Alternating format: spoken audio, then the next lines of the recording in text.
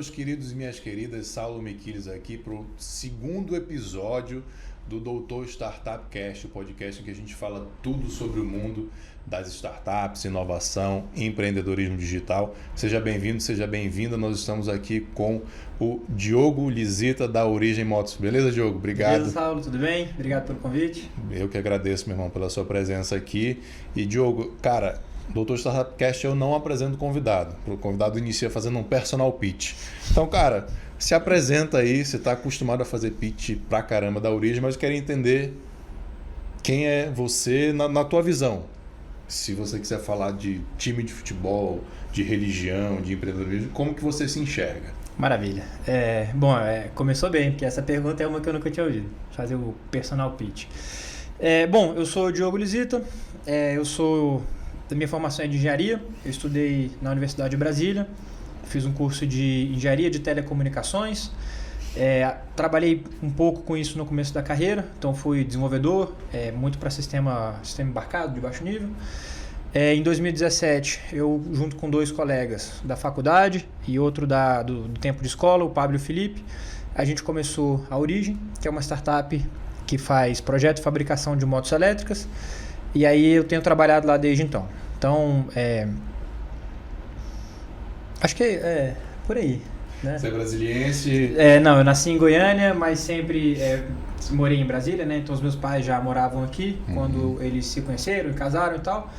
Então eu fui a Goiânia só para nascer perto da família, mas sou brasiliense, né? E antes da Origem, o Felipe e o Pablo trabalharam juntos ou só estudaram juntos? Como é que foi essa...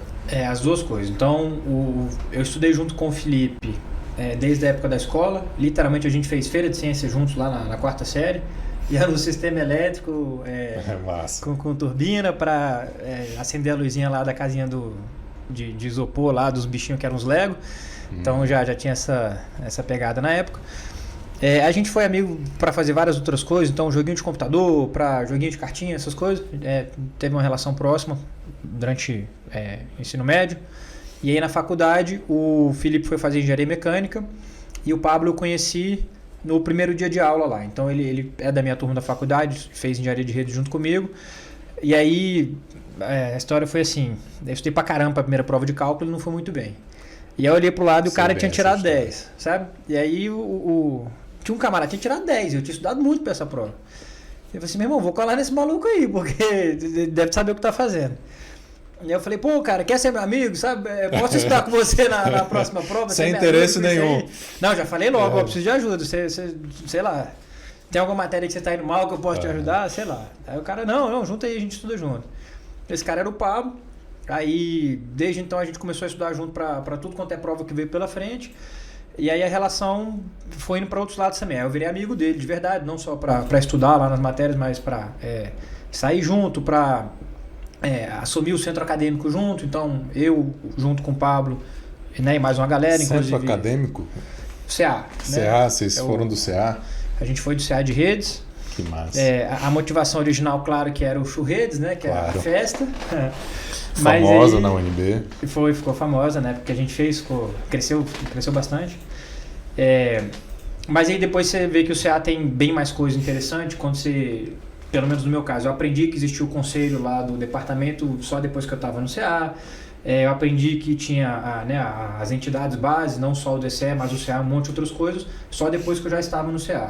E eu aprendi que tem importância na política no campus, na universidade como um todo, só depois que eu estava no CA também. Então eu entrei por conta da bagunça, para poder fazer, para melhorar a estrutura física do CA. Que tinha, sabe, aqueles negócios assim, ar-condicionado quebrado, vidraça faltando, sofá rasgado. Então a minha ideia era muito mais assim, vamos entrar no CA para melhorar a estrutura, para fazer a festa e tal. E aí eu vi que tinha muito mais coisa.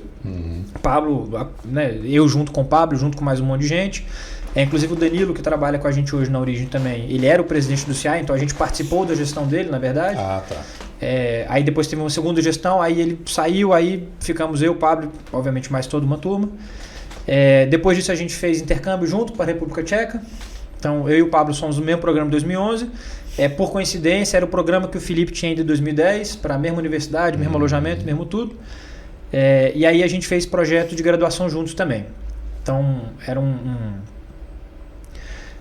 um sistema para poder fazer medição e qualificação de canal que você usa para comunicação 4G. Então a gente fez um carrinho lá que tinha umas antenas e aí andava com ele na universidade, no corredor, então para sistema indoor, outdoor. Ou já isso aqui em Brasília, quando a gente voltou. Né? Uhum. Então por que eu estou trazendo isso? Porque a gente fez um trabalho super prático para a graduação. Então a gente montou um carrinho, montou as antenas, montou o negócio no alto tinha uma antena receptora, uma transmissora, no alto do prédio da faculdade lá, então a gente subiu para testar e tal. Só para ilustrar assim que o interesse em fazer coisas no mundo físico, né, que envolvam hardware, ele existe há bastante tempo, e aí esse é só para ilustrar talvez o que foi a primeira vez que a gente fez esse negócio, né? E o Pablo gostou tanto que depois ele foi instalar a antena para o 4G durante a Copa do Mundo, sabe? Então ele foi para esse caminho. Que legal. Logo que ele formou, ele foi trabalhar com telco, na Alcatel Lucent, lá no Rio de Janeiro. E aí trabalhou muito depois da Alcatel na Telebrás, fazendo instalação de antena para o que se tornou a rede 4G, né, no Brasil. E as primeiras eram próximas aos estádios, então ele trabalhou com isso bastante. Uhum. Então, assim, vocês tinham uma ligação muito grande de amizade com o Felipe desde o colégio, com o Pablo lá desde o primeiro semestre no cálculo, que é divisor de águas para todo mundo, né? Eu falei que conheço bem essa história porque eu achava que eu sabia matemática. Aí quando eu entrei em economia na UNB, primeiro semestre, cálculo, aí eu falei, isso é matemática. E aí foi nessa linha também, quase reprovando, mas deu certo. Cara, a gente conversava aqui antes o seguinte: startup é founder. É claro que é ideia, é claro que é funding, é claro que, né, tem um monte de coisa, mas se os founders não forem bons, isso vai muito... A chance de dar errado é muito grande. E aí eu dizia para ti assim, falei assim, cara, mas vocês três são acima da média. Sem puxação de saco nem nada, porque eu tenho contato com muitas startups e vocês três são três muito bons founders e que se complementam muito bem. Aí você falou, cara, mas isso é pensado, né? Isso a gente procurou e tal, mas vocês são amigos de longa data. É muito difícil ter essa junção dessa amizade com essa capacidade, com essa complementaridade. Como é que foi essa junção? E aí, já puxando para outra pergunta, que como é que surgiu a ideia de começar a fazer moto elétrico? Tá bom. Muita gente me pergunta assim, né? Como é que faz para achar um co-founder? Eu não tenho resposta, cada um acha de um jeito. No meu caso, eu meio que sempre soube que ia ser engenheiro porque tem um monte de dinheiro na minha família. Então eu não pensei muito na hora de escolher o curso que eu ia fazer na faculdade. Foi meio que qual engenharia que eu queria fazer. Certo.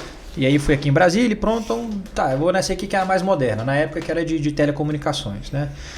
E aí eu sempre achei que eu ia ser empreendedor também. Isso é algo que não sei de onde surgiu. Mas na tua família não tem empreendedores? Não tem. São engenheiros empregados. A maioria, todos são empregados, vários são funcionários públicos, mas não tem nenhum empreendedor que tenha se lançado no mundo de varejo ou desenvolver sistemas de atendimento a corporações, nada disso. Então, só te interromper um pouquinho, Diogo, porque assim, talvez as pessoas não saibam, mas isso aqui em Brasília é muito difícil um jovem falar assim, cara, vou ser empreendedor. Porque tu deve ter ouvido pra caramba, mas você é tão inteligente, por que você não faz um concurso público? Isso é muito forte aqui em Brasília. Eu não sou de Brasília, quando eu cheguei aqui me assustei com isso.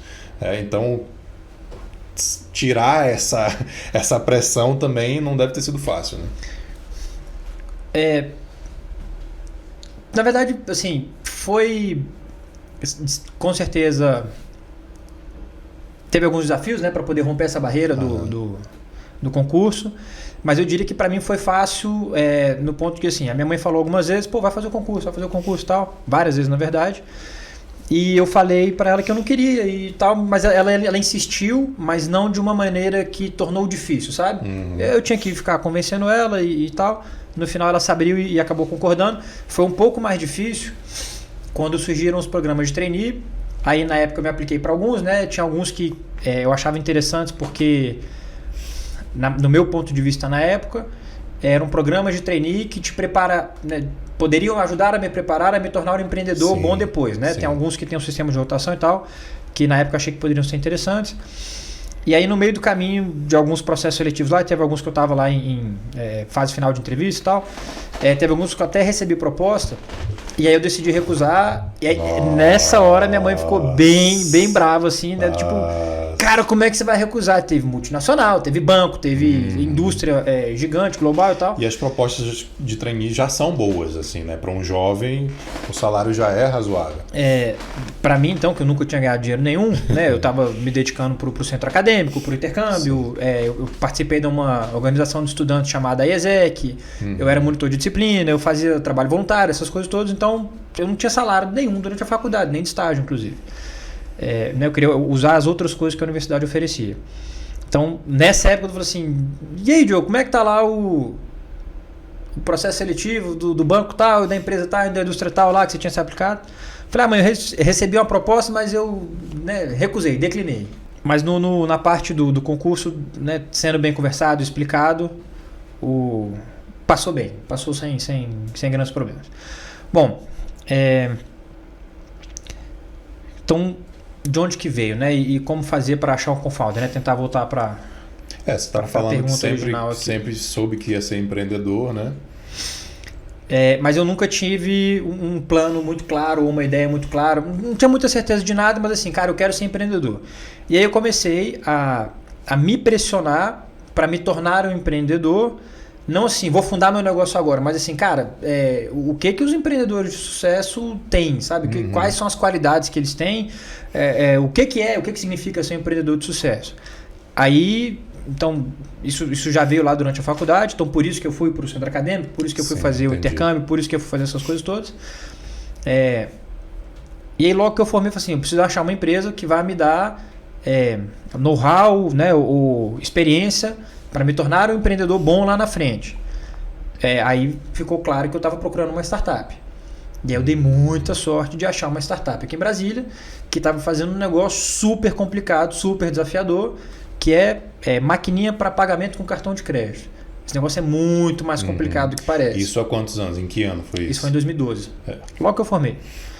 E aí eu dei muita sorte que um colega meu de anos atrás... é filho do cara que fundou essa empresa, e aí eu saí com ele para tomar cerveja, e como é que tá a família e tal. Falou, pô, a empresa tá indo bem, acabou de receber uma grana aí, né, levantar um investimento, acho que eles estão recrutando. Eu falei, pô, vê se me cabe lá, sabe, tô formando agora, vê se me cabe lá. Aí eu fui trabalhar como desenvolvedor de software mesmo, né, e fazer... Era muito na parte de eletrônica, então fazia um pouco de código e muito trabalho no começo de teste de placa eletrônica, de bancada e tal. Então, assim, a galera... quando eu cheguei, a galera tinha projetado as placas, estavam chegando as primeiras unidades, aí tinha que testar se tudo estava funcionando direitinho. Então, meu trabalho começou assim.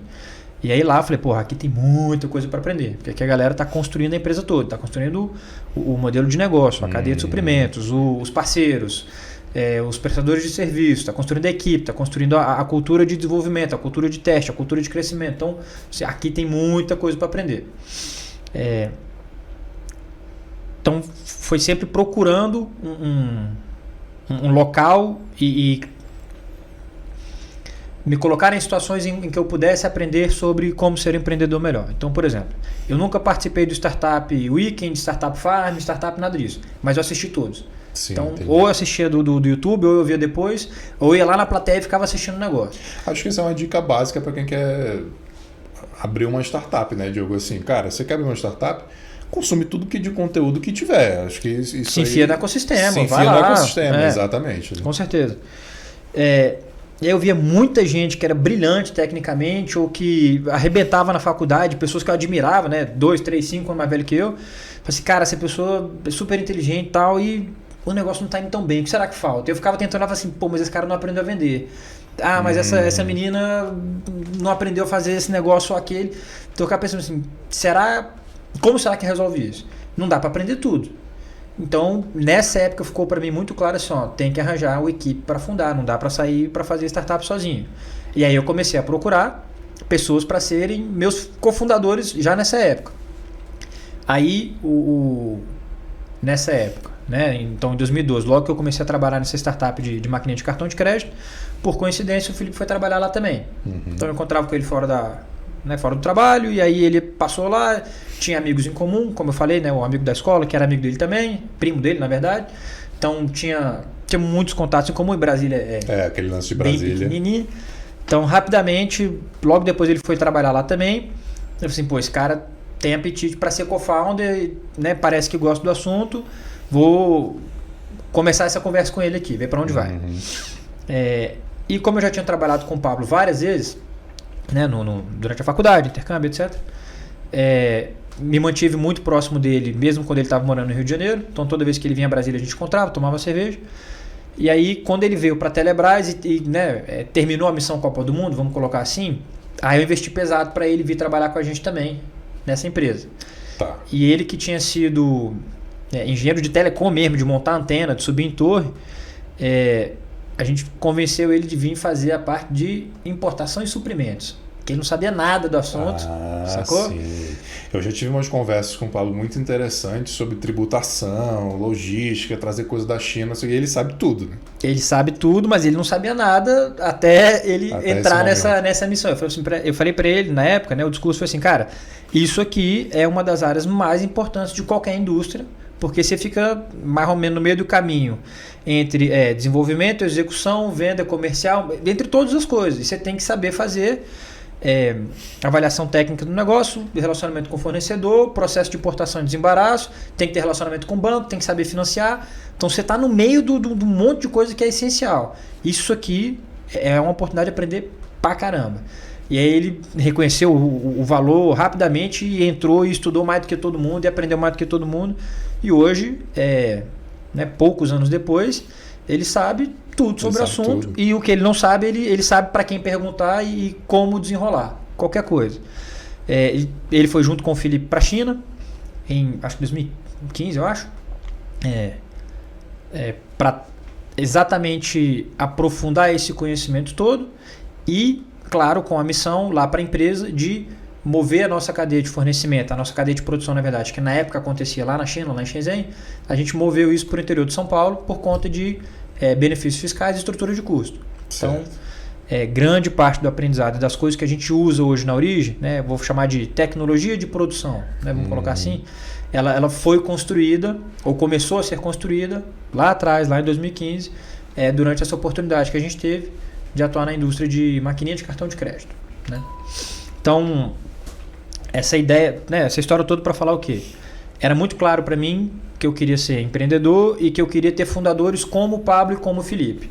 Do jeito que as coisas se desenrolaram, em 2017 fez sentido a gente começar a Origem, e aí ficou muito claro que esse era um bom time para começar, né? A gente já tinha trabalhado junto, era muito amigo, confiava muito um no outro, então decidimos começar. Teve duas coisas antes, não sei se você sabe, eu fundei em 2014, um estúdio de calistenia junto com o Felipe. Misericórdia. Não, eu sabia que tu tinha um bar. E aí eu sabia que tu tinha um bar agora, junto com o Felipe de calistenia, também. Não. Então essas duas coisas aconteceram paralelamente à história lá da máquina de cartão de crédito. Essa ânsia de empreender, e aí, né, todas as coisas que eu comentei de ecossistema de startup, isso traduziu a livros de empreendedorismo, então eu comecei a devorar tudo que tinha. Na época era lá o Four Steps to Epiphany, o Running Lean Startup, essas coisas. E aí ficava assim, né, naquela angústia assim, cara, eu li um monte de coisa muito legal. Botar isso na prática. Mas o meu trabalho lá é fazer código, é mexer em placa. Não dá para botar isso aqui enquanto eu sou funcionário dessa empresa. E aí, Felipe, vamos fazer alguma coisa, qualquer coisa. Falei assim, vamos fazer alguma coisa, vamos pensar. Na época, eu tinha operado o joelho 3 vezes. Porque eu, jogando bola, machuquei. E aí eu fiquei um ano mancando. E aí eu fui fazer calistenia para poder recuperar o joelho e ficar em forma e tal. Aí eu estudei esse negócio pra caramba. Aí eu falei, vou dar aula desse negócio então, sabe? Acho que tem gente que tá afim de aprender calistenia. Deixa eu fazer uma interrupção. Vai lá. Me parece que tu é um cara obcecado. Assim, vou fazer calistenia para melhorar meu joelho. Alguém te recomendou isso. Aí tu foi lá, estudou e montou um estúdio. Tu não foi o cara assim, tipo... Se alguém te mandasse fazer fisioterapia, tu teria estudado fisioterapia e feito um estudo de fisioterapia, entendeu? Eu arranjei o melhor fisioterapeuta de Brasília e falei, cuida aí e me ensina o que você tá fazendo. Então, sacou? Obcecado nesse bom sentido, entendeu? Acho que sim. mas eu faço poucas coisas, sabe? Eu escolho poucas coisas para fazer, então, e aí enfio a cara nelas. E focado. Eu diria que é mais focado, talvez, do que obcecado. Vamos chamar, essa capacidade que eu tenho de aprender, o Pablo e o Felipe e outras pessoas da Origem têm infinitamente maior do que eu. Eles conseguem aprofundar mais e muito mais rápido do que eu, inclusive. Né?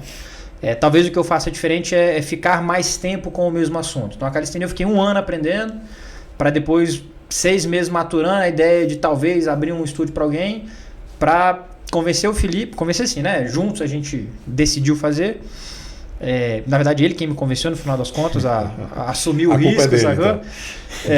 Porque, cara, foi muito valiosa essa experiência por um ponto específico. Teve várias coisas legais, muito aprendizado, a gente fez muita coisa errada, óbvio, mas o principal foi assim, ó, Felipe, pra gente, sei lá, fazer o site, construir o Instagram e montar o estúdio, isso e aquilo, vai custar R$10.000 para cada um. Tá disposto a perder esse dinheiro? Esse primeiro sentimento aí de vamos perder essa grana, sabe?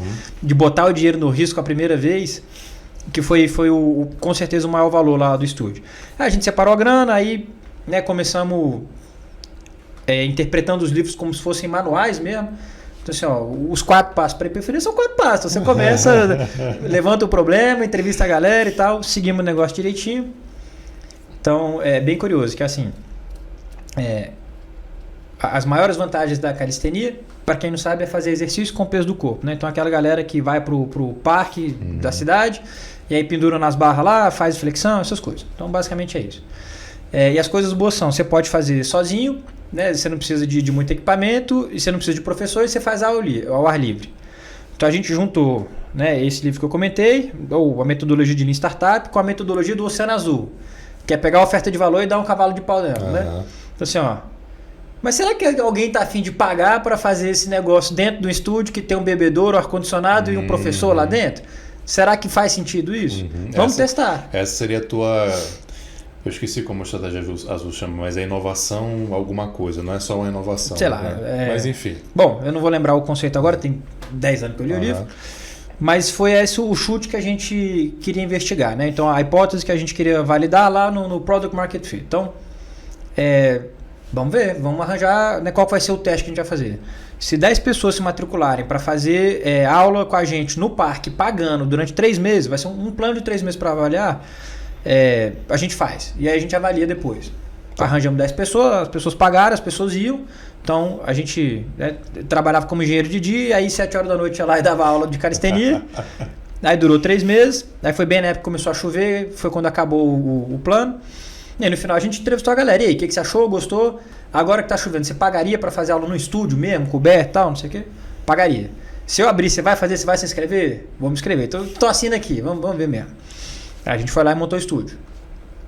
Aí tinha aula de manhã, de tarde, uma de manhã e 2 de noite. Aí essa época ficou mais pesado, porque a gente não tinha grana, não tinha investidor nem nada disso. A gente foi lá, alugou a salinha, aí quebramos tudo, pintamos tudo, pedimos ajuda para os colegas da faculdade para cortar os ferros, para soldar as coisas, para pendurar e tal. Parimos o negócio lá, começamos a dar aula. Aí eu dava aula de manhã e o Felipe dava as 2 aulas de noite. Aí depois de um tempo a gente contratou um professor para ficar no nosso lugar. Aí depois de um tempo a gente abriu uma turma na hora do almoço, depois outra turma de noite. E em 4 meses a sala entupiu. Que a gente pegou uma salinha pequena, óbvio, né? Então cabia no máximo 8 pessoas malhando de uma vez, e aí encheu as 4 turmas e vamos para a sala maior. Aí alugamos outro estúdio, aí enquanto um funcionava a gente fez a reforma no outro, mesmo esquema. Aí essa aqui já era um pouco maior, cabia até 20 alunos de uma vez, mudamos para lá. Aí o negócio continuou indo bem, durou 1 ano lá, aí já com 2 professores nessa época. Aí o Felipe foi para a China ficar 6 meses, né? Então teve esse período aí no meio. E essa foi a época que a gente, lá na startup de maquininha de cartão de crédito, a gente foi crescendo e a gente virou diretor. E aí ficou muito difícil tocar as 2 coisas ao mesmo tempo. Então a gente decidiu, cara, o propósito inicial do estúdio era sentir essa emoção de abrir o próprio negócio e trazer o primeiro cliente, contratar o primeiro funcionário e tudo isso. Acho que a missão está cumprida. No final das contas a gente empatou, ficou 0-0 lá em reais, não perdemos nada, não ganhamos nada. Tá na hora de encerrar. A gente pegou e vendeu por R$1 para os professores lá, sabe? Aham. Falou assim, cara, pode levar, fica com a marca, fica com os alunos, fica com o modelo, fica com tudo, pode levar. E aí o negócio existe até hoje, a galera tá dando aula lá, super legal. Que legal. Claro, sofreu muito com a pandemia, porque né, natural. calistenia remota é complicado. super desafiador. Mas nessa bagunça aí, como é que veio a ideia da origem? Então, a gana para ser empreendedor existia, a energia e o medo já tinha passado, né? Porque por conta dessa primeira experiência, a energia estava lá e o grupo de fundadores, né? Ou pessoas que estavam com essa mesma intenção, estava lá. Em 2017, essa startup passou por uma reestruturação, a que a gente trabalhava, e aí foram fundadores para um lado, investidores para o outro, dividiram o business lá no meio. E aí fazia sentido pra gente, nesse momento, começar o próprio negócio. Né? Os caras vão trabalhar com o quê? Aí o Felipe tinha várias ideias, ele fez um pitch pra mim e pro Pablo, e aí falou, vamos fazer moto elétrica. Por causa disso, fez um pitch muito doido. Ele sem dúvida, uma das pessoas mais inteligentes que eu conheço, que eu já ouvi falar. E aí ele montou um business case lá, até difícil de explicar qual foi o racional dele, mas era assim, baseado na matriz energética norte-americana, com, sabe, um trem super complicado, convenceu a gente. E aí começamos. Aí os primeiros 6 meses... Qual foi tua primeira reação? Conheço o Felipe, ele tá me apresentando uma ideia aqui muito louca, sou doido para empreender. A tua reação foi, cara, tô doido para empreender, mas essa ideia é meio maluca, nem entendi direito. Ou, meu irmão, vamos nessa, sangue no olho, o que... Não, a primeira foi assim, vamos escolher o que a gente vai fazer. Então tinha um monte de ideia na época lá. Tinha muito criptomoeda, inteligência artificial, né? Todos esses assuntos a gente olhou para todos assim. Mas o sentimento era assim, cara, a gente aprendeu muito a fazer hardware. Vamos fazer uma parada que envolva o desenvolvimento de produto físico, sabe? Vamos por esse caminho que é diferente pra caramba, né? Aí então, quando o Felipe fez o pitch, foi assim, gostei muito da ideia, vamos testar. Vamos fazer o que a gente sabe. Vamos avaliar se as premissas aí, se as hipóteses fundamentais são boas ou não. Então, a experiência já tinha nos ensinado a não refutar de uma vez e nem agarrar de uma vez, sabe? Sim. Se a gente aprendeu que tem que testar, vamos testar. Então, assim, vamos lá, qual que é o problema que a gente vai resolver? Testar hardware é um pouquinho mais difícil. Não, mas você pode testar a hipótese, sacou? Então não é assim, não é vamos testar se a moto funciona. É assim, qual moto que a gente faz? É moto pra quem? É moto pra quê? Qual o problema que a moto resolve? Então você fala assim, imagina uma moto. Você pensou no quê?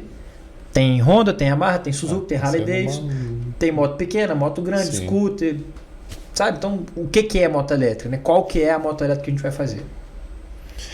E aí como que foi disso? Porque assim, a origem vai crescendo, a origem vai ficando famosa, teve um vídeo que viralizou, né? E muitas pessoas ainda acham que a origem é um business de moto elétrica para consumidor final. E ela não é um business de moto elétrica para consumidor final. Então eu queria que você dissesse assim, agora ela é estabelecida qual que é a tese da origem, né? E a origem, o negócio da origem é moto elétrica? Tá. A pergunta foi feita já porque você conhece a gente super bem, então você já sabe a resposta. Mas é legal comentar assim. A gente entende lá na origem que qualquer país que quiser fazer a mudança de veículo a combustão para veículo elétrico tem que resolver um monte de coisa, né? É uma transição lenta, cara, difícil, com certeza. Mas tem 3 coisas que são fundamentais. Uma você tem que ter o veículo disponível para as pessoas, então tem que haver a produção e a oferta do veículo elétrico para as pessoas poderem trocar. Tem que ter uma solução de recarga que seja conveniente e que seja eficaz. Então, esse talvez seja o mais desafiador do ponto de vista técnico, né, e tecnológico, que é adequar a infraestrutura para conseguir abastecer os veículos elétricos. E o terceiro é que isso esteja no arranjo financeiro que seja viável para as pessoas. Então, hoje o carro elétrico ainda é um artigo de luxo. É super caro, né, não tem produção nacional, é muito difícil abastecer, você tem que instalar um carregador na sua casa e aí não é todo lugar que tem. Então, a gente entende que essas são as 3 coisas. O trabalho da origem é atuar nas 3. Então, a gente faz a moto, a gente está tentando construir uma infraestrutura para ajudar as pessoas a trocar a bateria, ao invés de ter que parar e recarregar. E a gente está tentando fazer isso em um arranjo econômico que seja pelo menos compatível com andar de moto a combustão. Claro que o nosso sonho é fazer isso mais barato. Em alguns casos a gente já consegue. Então, para quem trabalha muito com a moto a combustão, roda muitos quilômetros por dia, a Origin já é mais barata, né? Mas isso ainda não é verdade para a população inteira. Então, para uma pessoa que usa a moto para rodar 5, 10 km por dia, a Origin ainda é mais cara. Então, a gente continua trabalhando para um dia conseguir atender a galera, todo mundo que usa a moto para uso pessoal, né? Estamos tentando chegar lá. Essa é a pergunta que você mais recebe, eu ia fazer também, né? Quando que você vai vender a moto da Origin para pessoas físicas? E inclusive eu avisei para algumas pessoas, alguns grupos de WhatsApp, galera, vou conversar hoje com o Lisita da Origin. O que vocês querem perguntar? Quando que vai ter moto elétrica para pessoa física? A resposta honesta é assim, ó, o mais rápido possível, né? O quanto antes, porque isso quer dizer que a gente conseguiu fazer as coisas que a gente tem que fazer para conseguir alcançar a pessoa física, a população toda que precisa de um veículo mais sustentável, mais econômico, mais inteligente. E é para isso que a gente está trabalhando, né? Então, o que a gente não quer é queimar etapa. Você falou agora há pouco, a hardware é mais difícil de testar. É mais difícil de testar, é mais difícil de desenvolver, é mais difícil de fabricar, de fazer deploy, de botar na rua, sabe, de tudo. Tudo é mais demorado, tudo é mais caro, tudo é mais complicado e pesado, comparando com uma startup puramente de software ou de serviço, né? É isso que eu quero dizer. Então a gente, ao mesmo tempo que tem muita pressa, muita vontade de fazer as coisas rápido, a gente também tem muito cuidado e muita responsabilidade para não pular as etapas, porque produto de hardware mal lançado e em escala é tiro no pé. Isso volta para te assombrar. Você vai pagar o preço de um jeito ou de outro. Então, ou você demora mais, desenvolve direito, testa direito, avalia direito, homologa direito e lança mais tarde, mas lança do jeito certo. Você arrisca demorar demais? Sim. Você arrisca chegar a um outro competidor? Com certeza. Se sente pressionado o tempo todo por lançar logo? O tempo todo. Mas é melhor fazer assim, que eu chamo de, né, a gente chama de fazer do jeito certo, fazer o dever de casa lá, do que lançar muito rápido, porque o software você vai lá e arruma depois, né? O cara te liga e falou, tá dando pau no meu aplicativo. Opa, peraí, tô mandando um update aí, resolveu. A moto não dá para fazer isso, né? O hardware não dá para fazer isso. Tem um negócio chamado recall, mas não é a mesma coisa fazer o recall na indústria automotiva e fazer num aplicativo de celular. É muito diferente a natureza do negócio. Então, isso pressiona muito a gente, sabe? Essa pressa por chegar logo no mercado e chegar logo no mercado grande, eu quero dizer. A gente está em operação, a gente já está na rua. Completou 2 anos agora, né? Mas quem está olhando de longe fala assim, pô, tá devagar, né? Sabe? Tem 2 anos que você está na rua, por que você não tem 50 mil motos vendidas já? Quanto tempo levou para fazer todo o trâmite do Denatran? O trâmite do Denatran, ele envolve uma série de cadastros. Então, a empresa tem que ter norma ISO, tem que ter um registro no CREA, tem que ter um conjunto de testes no Inmetro que avaliam lá a segurança da moto, né? Por aí vai. E o Denatran faz a avaliação documental do negócio, de maneira bem simplificada. Obviamente, é mais ou menos assim.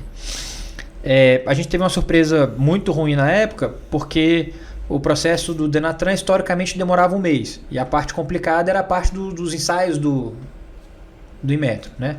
E a gente, né, obviamente, priorizou os ensaios do Inmetro, passou de primeira, foi uma alegria pra gente. Preparamos a documentação toda, entramos no Denatran. Estava, né, prestes a comemorar de novo, 4 semanas depois, quando saísse lá o ok. E o negócio demorou 11 meses. E aí não tinha nada a ver com a Origin, tinha a ver com o momento que o Denatran e o Ministério, a troca de Ministério e... Era governo novo, né? O Denatran estava debaixo de um ministério, foi para baixo do outro ministério, era uma história dessa, né? Exatamente. E aí Mas enfim, levou 11 meses, tá falando assim, para quem está de fora parece que está demorando, mas foi só 11 meses para homologar, você poder vender a moto. Isso. E, assim, isso quer dizer que a moto poderia ter ido para a rua 11 meses antes? Talvez sim, talvez a gente já tivesse feito. Isso quer dizer que eu estaria 11 meses adiantado do que eu estou hoje? Isso com certeza não. Sim. Porque... Você não parou 11 meses. Exatamente. Né? Então, assim, não tinha moto rodando, e a gente demorou 11 meses para poder emplacar a primeira moto e botar na rua, ou as primeiras motos, mas a gente continuou trabalhando em todas as outras coisas, no desenvolvimento do produto como um todo. Então, sempre tem coisa para melhorar no produto. No nosso caso, são vários produtos, né? Porque tem moto, que é o mais óbvio, né? Mas a bateria, sob uma certa ótica, é um produto por si só. A estação de troca de bateria também. E o software que conecta isso todo, por si só, é um produto também, sabe? Então, tem vários produtos diferentes, é isso, óbvio, você pode ainda dividir em coisas menores. Então, a gente continua trabalhando nessas coisas todas, sabe?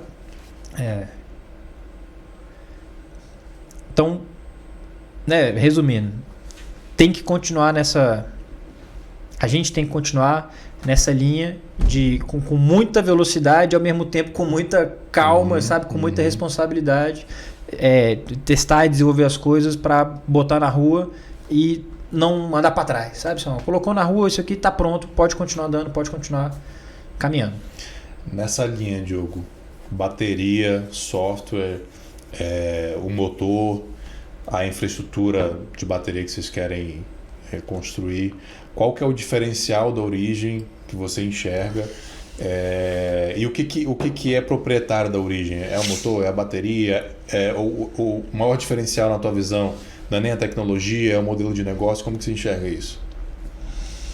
É um conjunto das coisas, né? Então não tem assim, qual que é o ponto específico? Isso com certeza não tem. Então é a moto que a gente projetou do zero, pensada para a realidade do Brasil. Então o brasileiro tem um perfil de uso e tem uma cultura que é diferente do norte-americano, do europeu e do asiático. Cada um usa a moto de um jeito e para uma coisa. Então a gente pensou muito sobre isso na hora de projetar a moto. A mesma coisa se aplica para a indústria e para os fornecedores e para os prestadores de serviço que tem no Brasil. Então, onde que eu vou comprar tal peça? Onde que eu vou realizar tal operação de tal parte lá que eu preciso colocar na moto, né? A mesma coisa para manutenção, por aí vai. A mesma coisa se aplica, né, o racional de como conceber o produto na hora de pensar na bateria. Então, assim, qual que tem que ser o tamanho, o peso, o preço da bateria, como que ela... fino aí, né? É um cobertor curto e aí você tem que escolher, né, ao mesmo tempo a velocidade máxima da moto, com a autonomia da moto, com o peso da bateria. Se ela é muito pesada, você não consegue fazer a troca. Se ela é muito leve, ela não tem autonomia para o cara nem voltar 30 km. Então, esse ajuste fino, né? E entra o software também controlando isso, né? Perfeito. Tudo muito amarrado uma coisa com a outra. Então, eu acho que o grande segredo da Origem é a maneira que a gente o tempo todo reavalia as decisões que a gente tomou. Que é muito startup, caber, né? tudo, exatamente. É muito startup, esse lance do ciclo infinito de experimentação e feedback. Isso é sensacional ver acontecer numa moto, né? É muito legal enxergar essa cultura de vocês. Mas acho que a gente acabou não falando. O modelo de negócio hoje da Origem é uma assinatura de motos para frotistas. Perfeito. E você resolve... Por coincidência, eu estava ouvindo hoje um podcast do Joe Rogan com o Neil deGrasse Tyson. Eles falando disso, de carro elétrico, energia solar. E o Neil falava assim, cara, você tem um problema que você resolve de duas maneiras. A bateria, ela não vai conseguir, na tecnologia de hoje, armazenar muita energia. E ela demora muito para carregar. Então você precisa de muita voltagem, não sei se é voltagem, se é amperagem. Potência, muita potência para carregar. E aí você precisa de uma rede que tenha essa capacidade e a bateria tenha que aguentar isso, não superaquecer, etc. Ou você troca a bateria muito facilmente, muito rapidamente.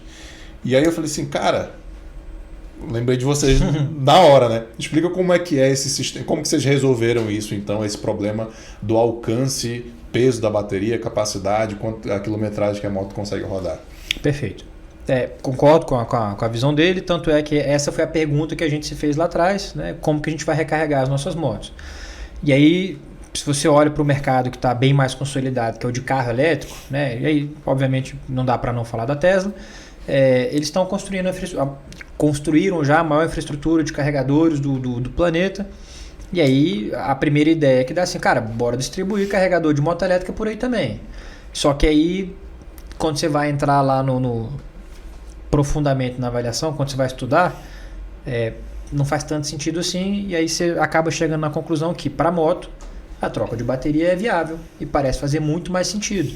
Porque no carro, para trocar a bateria, dá um trabalho doido. Tem algumas empresas que fizeram uns robozão, que levantam o carro, vem o negócio embaixo e tal.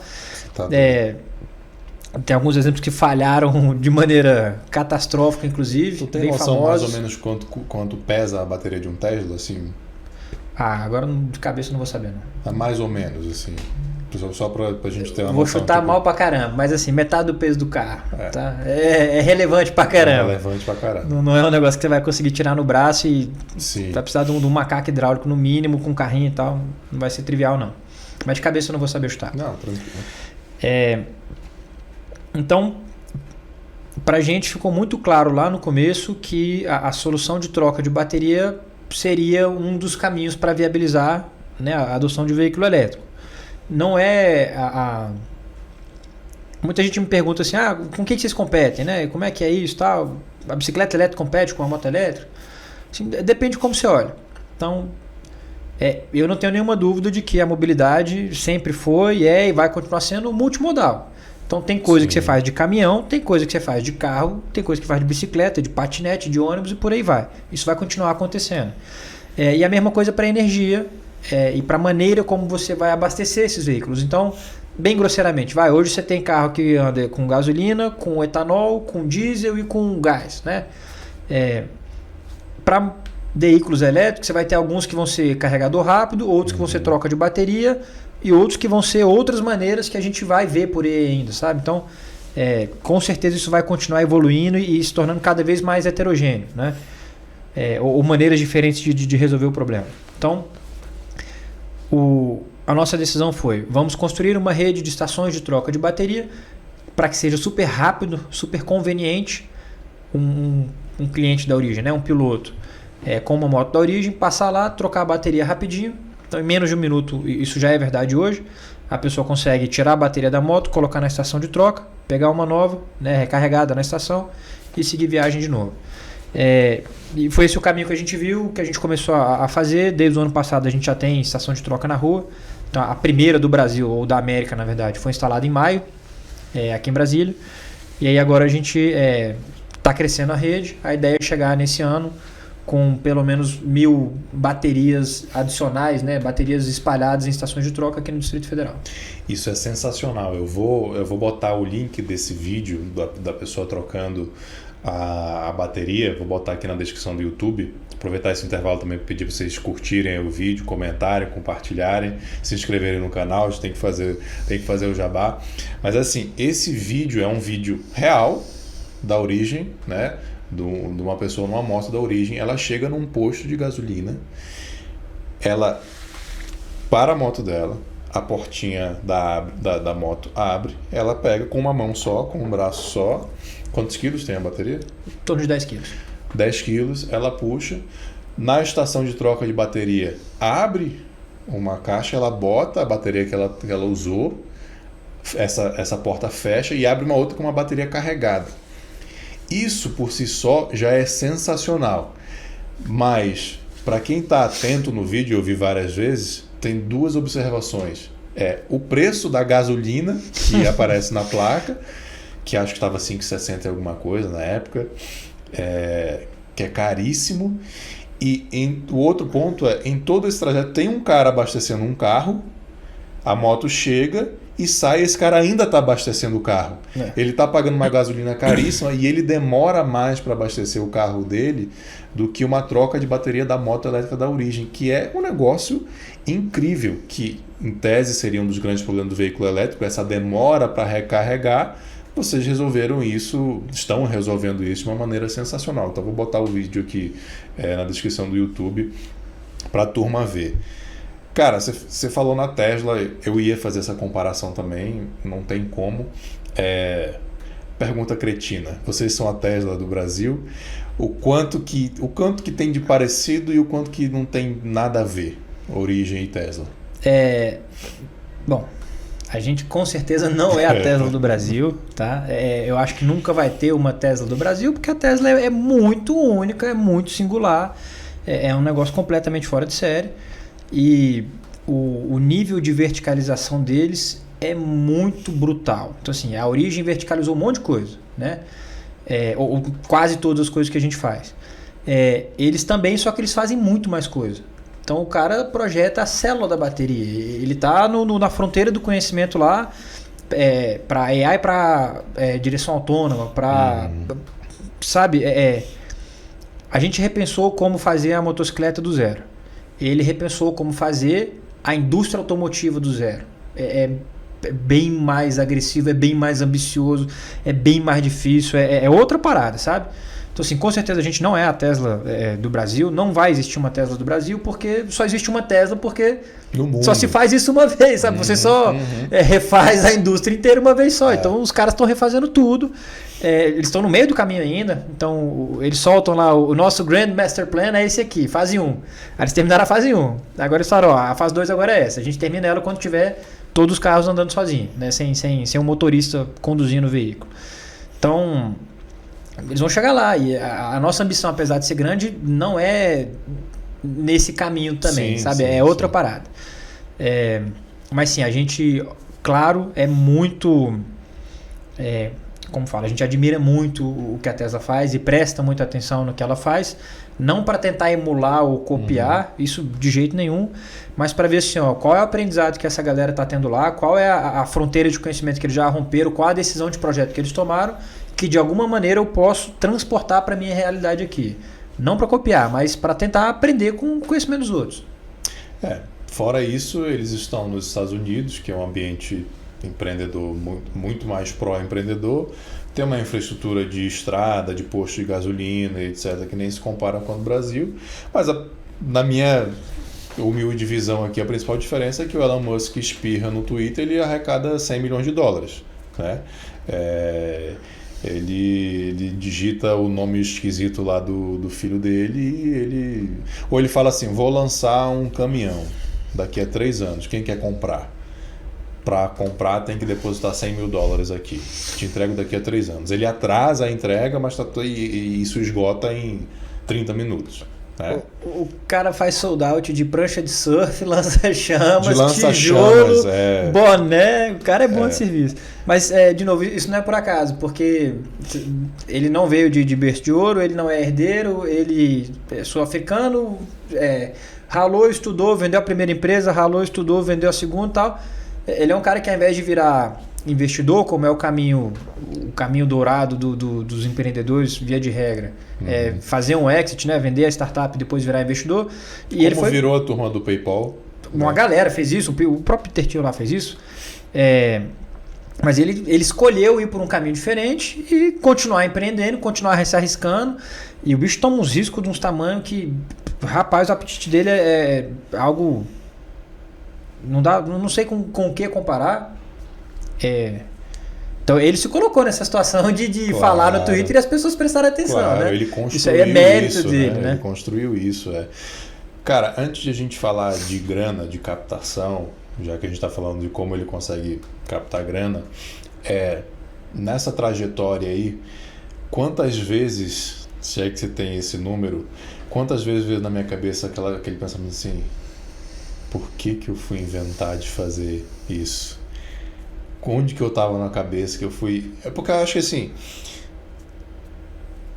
talvez a galera não tenha noção de que vocês são 3 jovens, 30 e poucos anos, né? Hoje com uma equipe sensacional, mas que se dispuseram a criar uma moto do zero. Não é assim, Honda me ajuda aqui. Não, vocês criaram uma moto.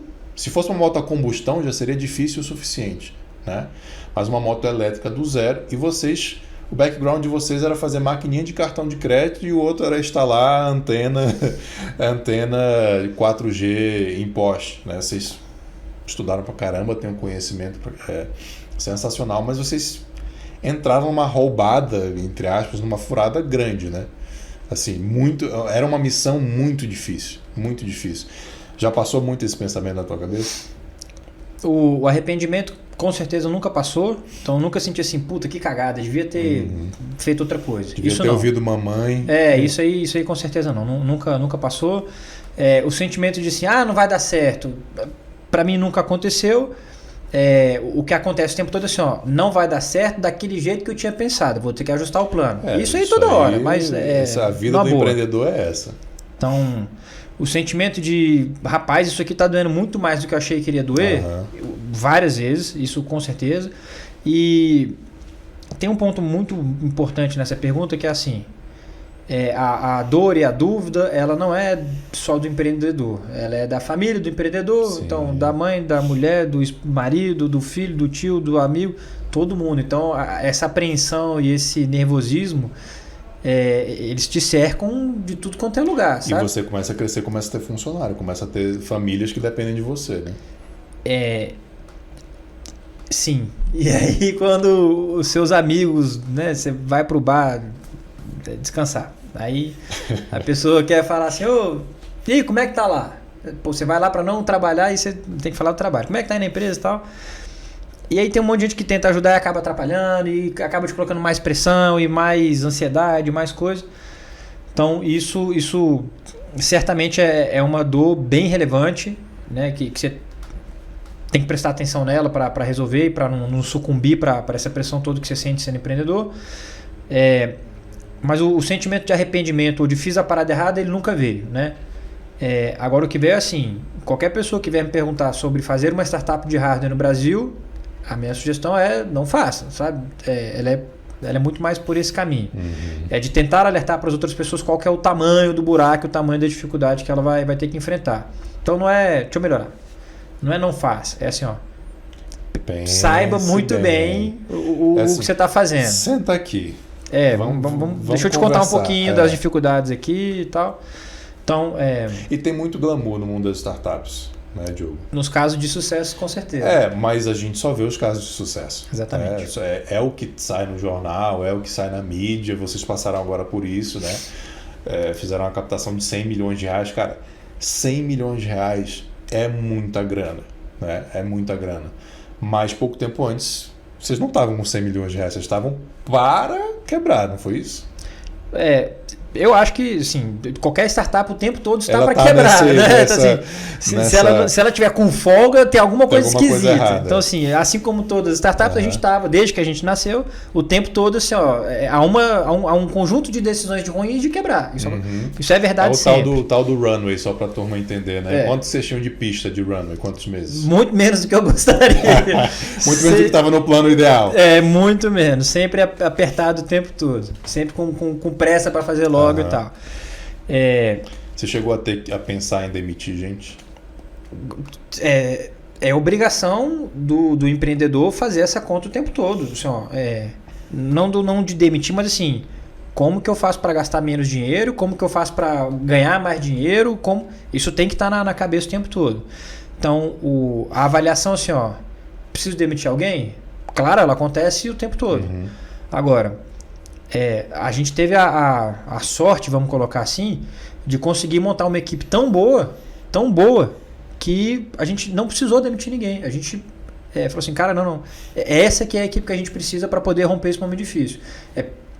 Cortar pessoas agora, né, trazer mais dinheiro para dentro através da economia ali do salário das pessoas, é contraproducente. É melhor continuar com essa galera que sabe o que está fazendo, que é muito boa de serviço, que é comprada, muito comprometida, né? Então, comprada na ideia, né? Que você quer dizer. Então, a gente é responsabilidade do empreendedor avaliar os custos o tempo todo. Funcionário é custo, então a gente fez essa avaliação o tempo todo, que a gente deu sorte de não precisar mandar ninguém embora nenhuma vez, né? Então, esse foi o nosso cenário. Como é assinar um contrato para receber 100 milhões de reais? Porque assim, eu advoguei para vocês nesse deal. Eu fiquei muito empolgado. Eu, que sou um cara side, né? Tô de assessor, digamos assim, né? Eu fiquei muito empolgado. Só teve um defeito nesse deal, Diogo. A assinatura foi digital. Boa. Né? E eu pensei nisso agora. Então, cara, se tivesse uma assinatura, uma caneta ali, era um momento de, né, fazer a assinatura devagar. Qual que é a sensação? Eu vou ser ultra honesto. Ela é muito confusa. porque ao mesmo tempo, óbvio que né, todo mundo estava super feliz, eu estava super feliz de, conseguimos dar esse passo aqui que é muito importante para a empresa, vai ajudar muito para a gente continuar trabalhando no nosso plano e tal. Ele vem, né, o contrato de investimento ele vem atrelado com um plano de negócio, com, né, um roadmap. É um pacote.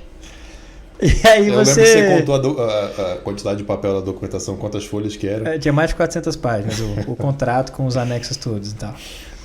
E aí o sentimento confuso é porque assim, cara, eu tô muito feliz que eu, né, cumpri essa etapa, eu trouxe dinheiro para dentro, mas irmão, tem tanto trabalho para fazer, tem tanta coisa para fazer agora, que a sensação é assim, eu vou comemorar, mas tem que ser pouco, porque amanhã eu tenho que trabalhar de novo, sabe? Então a sensação é essa, assim, é alívio, etapa cumprida, mas vamos trabalhar, velho, porque tem muita coisa para fazer, muita coisa.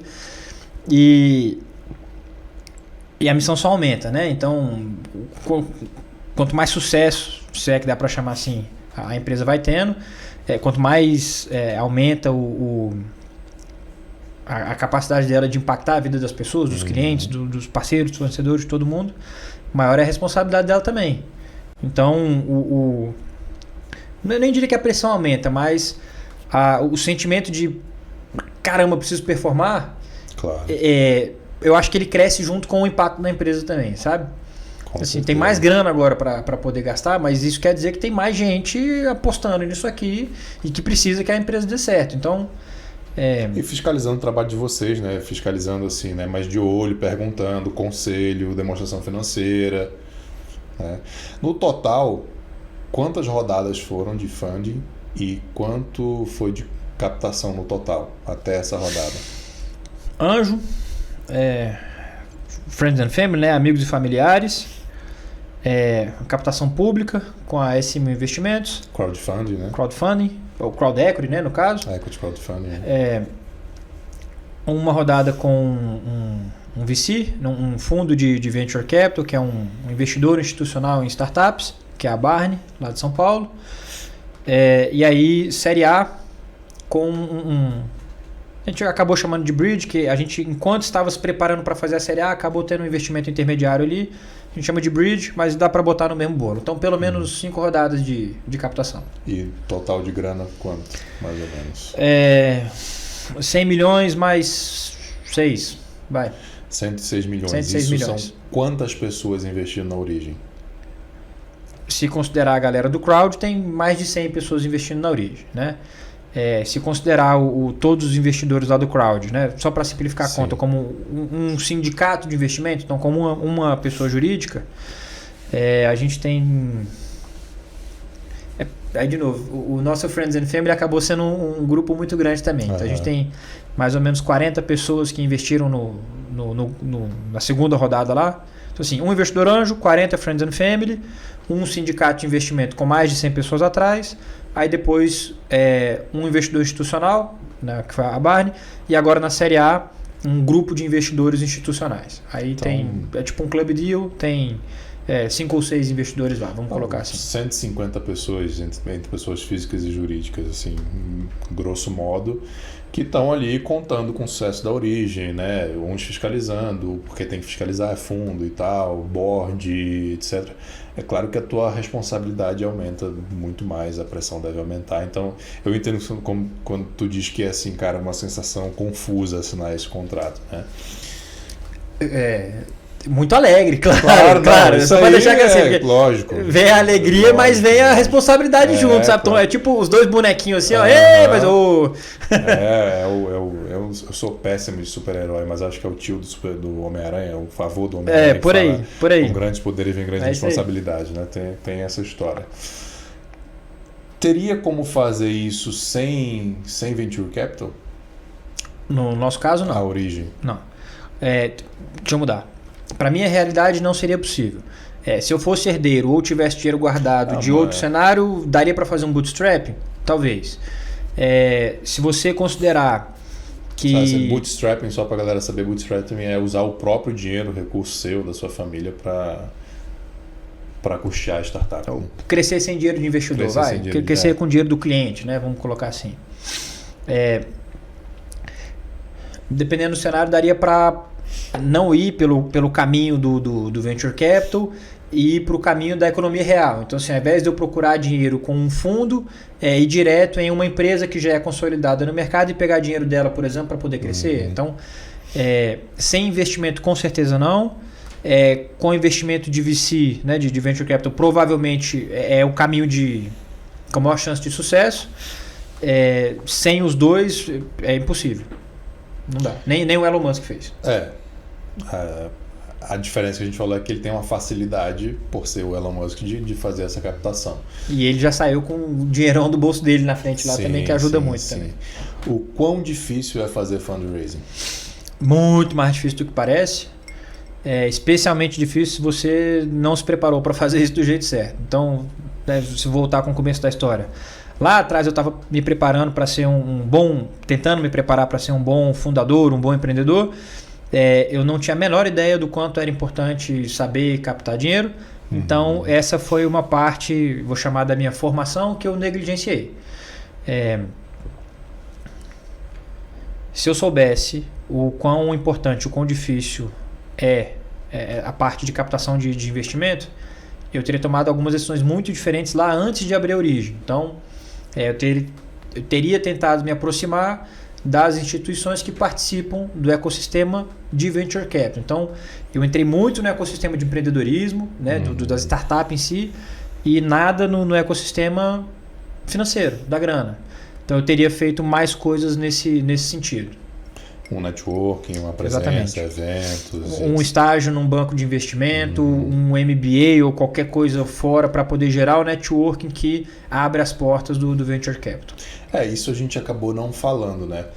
Mas, além de vocês se meterem a fazer moto, sem ter experiência nenhuma em fazer moto elétrica, vocês se meteram a fazer moto elétrica em Brasília, né?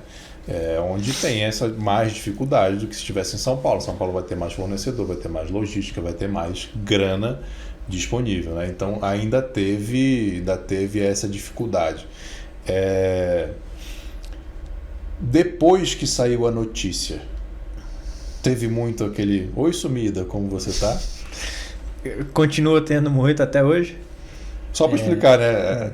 Gente que fundos, investidores que você procurou que negaram, mas depois que viram o investimento quiseram investir. E isso nem tanto, assim, gente que passou a oportunidade de investir, foram até poucas que falaram assim, né, parabéns e tal. Vamos tomar um café?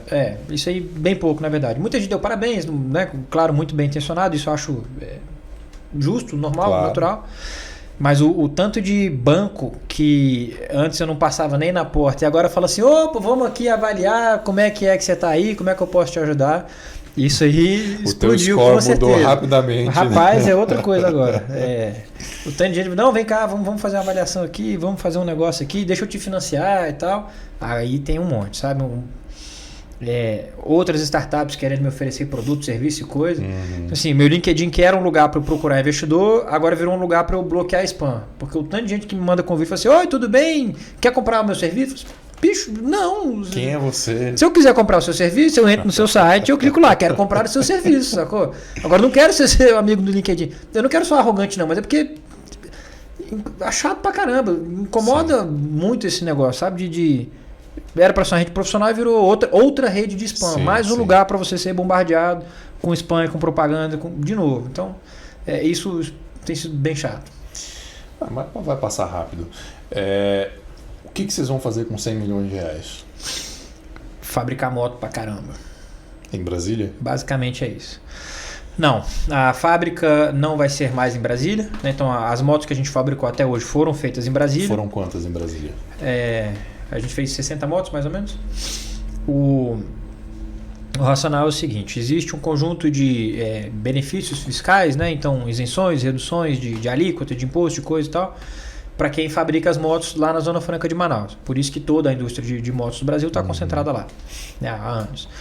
E para a Origem, apesar da gente já ter um projeto econômico submetido e aprovado lá para a Suframa, né, para a Superintendência da Zona Franca, a gente fez as contas e aí pro volume, pro momento, né? E aí de novo conectando com a história lá atrás, com o cuidado que a gente precisa ter no começo da operação, de botar poucas motos e ficar próximo a elas e fazer a melhoria do produto, e os testes e avaliação e tudo isso, fez mais sentido para a gente, do ponto de vista financeiro, logístico, operacional, fazer essas motos aqui em Brasília.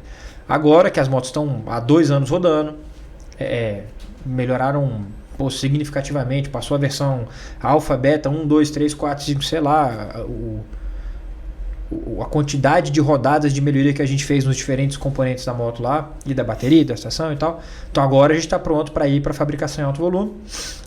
Estamos montando a fábrica lá em Manaus, então no Distrito Industrial, para que a partir desse ano as motos da Origem já sejam todas fabricadas em Manaus e aí trazidas para cá. Inicialmente aqui para Brasília, e aí depois a gente vai para outras cidades também. Quantas motos, o plano é fabricar quantas motos em 12, 24 meses? Vou falar, o plano imediato é de fazer 1.000 motos, né? Depois disso a gente anuncia o próximo plano. Então a gente começa com 1.000 motos aqui para o Distrito Federal. Mudando um pouquinho, o que a pandemia representou para a Origem? Acho que não foi muito diferente de outras empresas, né? Então... Mas teve empresa que se deu bem, teve empresa que se deu mal. Tá bom. Né? Beleza. No nosso caso, como a gente ainda estava pré-operacional, vamos falar assim,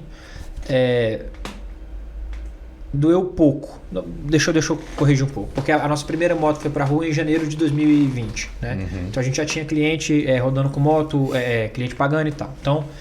eu vou colocar pré-operacional no sentido de ainda em baixo volume, ainda com muito mais foco em projeto, né, em chegar na versão 1 do produto, 1.0 de fato. Então, por conta desse momento que a gente estava vivendo, foi parecido com outras empresas, né, no sentido de trabalhar remoto, separa as pessoas, fica 3 meses isolado, vai no cliente para dar manutenção só quando né, necessário e tal. Esse tipo de coisa. Comercialmente, aí sim, não doeu, porque a gente, mesmo se não tivesse acontecido a pandemia, a gente não estava pronto para entregar as motos em alto volume no momento, sabe? Então, acho que foi muito ruim como para todo mundo, mas comercialmente acabou não atrapalhando por conta do estágio da Origem. Então, não por conta da pandemia ou por conta da maneira como a gente reagiu, mas o momento que a gente estava vivendo, ou né, que está vivendo até agora pelo menos, ainda é de baixo volume, então a gente consegue se virar bem mesmo nesse cenário super desafiador. Daqui para frente, né, agora que a gente quer expandir, crescer e tal, aí a coisa deve mudar. Cara, eu tava viajando aqui numa pergunta para te fazer, que é assim... O modelo de negócio da Origem eu acho muito interessante, que no final das contas você aluga uma moto para um frotista e esse frotista tem um custo fixo com essa moto, porque você cobra um valor X por mês, essa moto não bota gasolina e você dá manutenção. Né? Então se a moto tem chances baixíssimas de quebrar, mas se acontecer alguma coisa você dá manutenção na moto dele, mas você entrega outra na hora. Então assim... o cara paga X e pronto. Aí eu fiquei pensando, em termos financeiros, do ponto de vista do investidor, é quase que um SaaS. Você tem uma previsibilidade ali de receita, um custo marginal por usuário. Estou te fazendo essa pergunta porque assim, hoje todos os investidores gostam muito de SaaS por conta dessa previsibilidade. Faz algum sentido essa minha viagem? Faz muito sentido. A gente usa o termo mobilidade como serviço, né? Exatamente puxando aí do SaaS.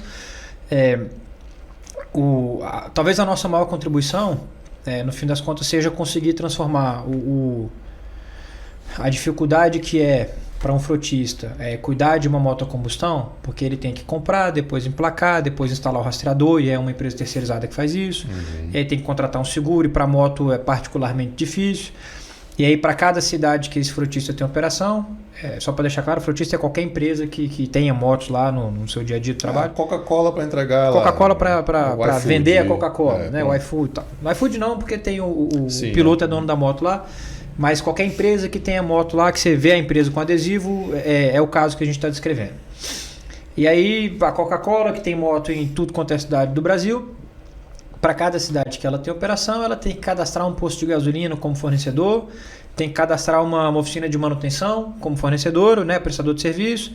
E aí todo mês é comprovante para lá, nota fiscal para cá, vê se é isso mesmo, paga, volta e tal. É complicado manter o negócio rodando. Sim.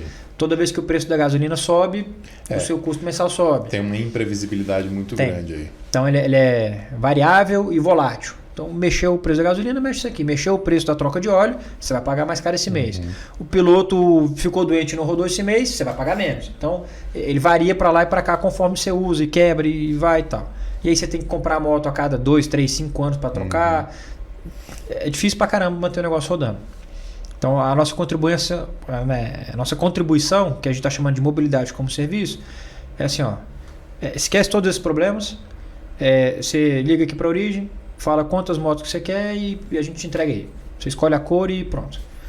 Se ela quebrar, eu vou te entregar outra. Tá tudo resolvido. Você recebe a moto emplacada, com seu adesivo, com o baú que você precisa, com já o rastreador embutido, com o sistema de gestão de frota, com o relatório mensal dizendo o que aconteceu.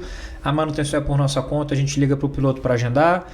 Dependendo do caso, a gente faz a manutenção na casa do piloto ou no centro de distribuição da empresa para impactar o mínimo a operação. A moto já tem seguro, a própria Origem oferece o seguro. A quilometragem é ilimitada, então não interessa se o trabalhador lá, o piloto, rodou 20 km no dia ou 200. Ele pode rodar tranquilo, trocar a bateria quantas vezes ele precisar, tudo que ele precisa para poder ter a operação de motocicleta rodando, a Origem resolve, né? E aí a gente faz isso no arranjo de custo fixo, parece muito com o SaaS, né? De forma que o custo marginal para cada quilômetro rodado, ele é zero. Então, em outras palavras, quanto mais você roda, mais barato fica o custo por quilômetro rodado. Isso é lindo. Isso, quando eu vi no teu pitch, cara, eu falei, sensacional. Quanto mais o cara roda, mais barata a moto fica para ele. E aí a gente puxa o motoqueiro do iFood, enfim, que às vezes ele compra a moto, ele aluga, ele bota combustível, etc. Então ele tem um custo variável que a cada entrega, a cada quilômetro rodado, ele tem que gastar gasolina, troca de óleo, manutenção. Se ele tiver uma moto da Origem, quanto mais entregas ele fizer, maior a margem de lucro, entre aspas, dele, porque o custo não é mais variável. O custo da moto, que antes era variável, não é mais variável. Perfeito. Isso é sensacional. Perfeito. Isso é maravilhoso. Então, assim, vocês vão chegar no iFood, no Uber Eats, na Log, como é que tá isso? Não vejo a hora. Porque vocês vão mudar a vida dessas pessoas físicas, né? Claro que vai ser muito bom para as empresas, mas para esse motoqueiro vai ser muito melhor. O impacto vai ser muito maior. Vou ser repetitivo. Estamos fazendo o dever de casa para conseguir fazer esse atendimento do jeito certo, entendeu? Então a gente se preparou muito para conseguir criar os canais de atendimento e de suporte e de serviço para as empresas. Para atender a pessoa física, é diferente. Mesmo que seja a pessoa que vai trabalhar com a moto no aplicativo, é diferente. Então agora a gente está construindo os canais, os caminhos, os serviços para essa pessoa ficar tão bem atendida ou melhor do que o que a gente faz com a empresa. E voltando aqui para minha viagem lá do SaaS, falando um pouco de tecnologia também. Então, a moto é conectada, né? Ela tem um chip de celular. Então vocês fazem a gestão de frota, vocês fazem manutenção, vocês entregam seguros e, claro, vocês estão coletando dados dessas motos. Quando vocês tiverem 1.000 motos ou 10.000 motos, vocês vão conseguir saber quantas motos vão quebrar por dia, quantas manutenções vocês vão ter que fazer. A pergunta é, vocês vão ter uma quantidade de dados tamanha que até do lado de vocês a previsibilidade, você acha que chega nesse nível? Acho que sim. Bom, a manutenção tem uma coisa, apesar de algumas pessoas falarem que veículo elétrico não dá manutenção, não é bem assim. Dá manutenção sim, porque o pneu gasta. Comparativamente com a combustão é quase nada. Né? Você não tem que trocar o óleo, mas você tem que trocar o pneu, você tem que trocar a pastilha de freio, você tem que fazer o check-up lá no veículo. Então, essa manutenção ela é programada, inclusive, o nome dela. Né? A cada tantos 1.000 quilômetros você traz a moto aqui, eu preciso mexer. Beleza. Sobre a taxa de quebra, com certeza vamos falar, a validade estatística da medida que a gente tem, né, da expectativa que a gente tem para a taxa de quebra da moto, ela melhora, a qualidade da minha medida melhora, quanto mais eu vou rodando, quanto mais moto eu tenho na rua, quanto mais dado eu vou coletando. Então, sem dúvida que isso ajuda a gente até a reprecificar melhor a moto lá na frente.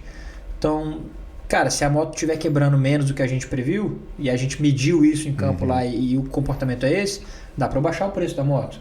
Se a moto está quebrando mais do que eu tinha previsto, ou eu vou aumentar o preço, ou eu vou retreinar os clientes, dar um treinamento diferente de direção defensiva, ou disso ou daquilo, ou eu vou trocar uma peça da moto, um componente da moto, que está quebrando antes do que eu estava previsto, ou que não era para quebrar, e sabe? Algo nessa linha. É bem curioso que, né, para fabricantes tradicionais, a ótica do pós-venda é assim: quebrou a peça lá do carro, o cliente volta aqui e eu cobro dele o serviço de reparo, né? É oneroso para o cliente, é lucrativo para mim, tudo bem.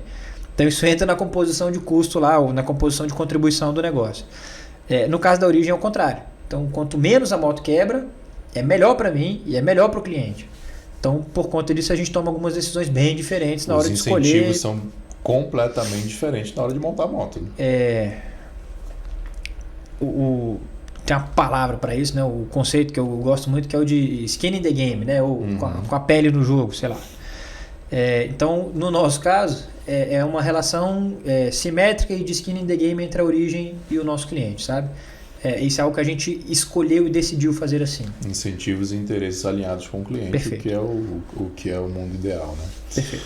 Cara, o que é ser CEO de uma startup?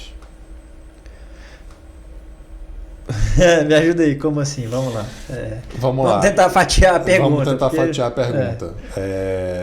No lance de que startup tem muito essa história do glamour, tem muita gente, você vê que a primeira coisa que ele faz quando decide montar uma startup antes da pandemia, era fazer um cartão de visita dizendo que ele era CEO, né? Então, tem esse lance do glamour, sou o CEO. Tem um outro ponto que é ser CEO de uma empresa listada, de uma multinacional. Você tem uma estrutura, você tem um conselho, você tem, né, fornecedores, prédio, funcionários, etc. Enquanto que ser CEO de uma startup, você não vai ter isso, senão você não é uma startup. Então, é muito nesse sentido. O que é ser CEO de uma startup comparativamente do que seria uma empresa grande?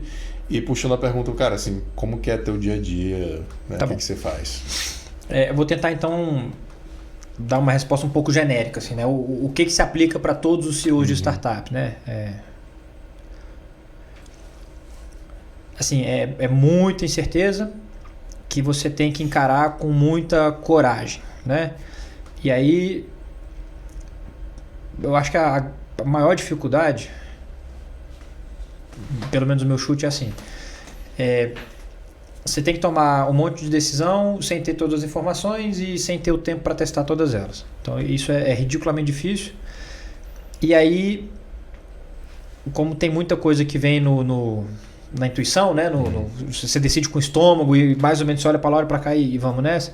Claro, você pede ajuda para as pessoas que trabalham com você, você vai pesquisar, vai ler, mas no fim do dia lá você tem que tomar a decisão no estômago.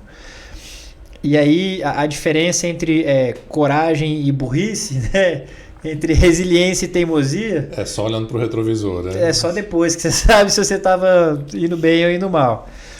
Então, eu acho que o que é ser CEO, né, de maneira bem geral, ou algo que né, é comum a todas as pessoas que são CEOs no Brasil, no mundo, né?